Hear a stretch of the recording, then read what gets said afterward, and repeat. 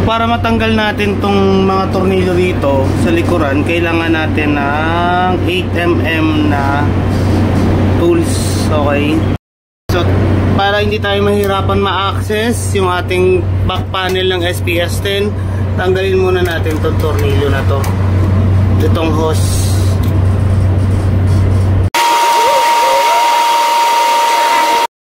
So ito, yun, natanggal na natin yung isa, dalawa, tatlo, apat, lima, anin, pito, walo, siyam, sampu, bing isa, bing dalawa, bing tatlo, bing apat, bing lima, bing anim. So 60. So yan.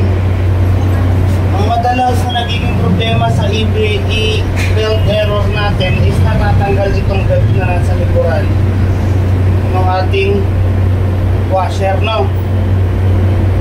Or sa dryer. Ayan. Ayan natin, ha. So ito yung madalas na tatanggal.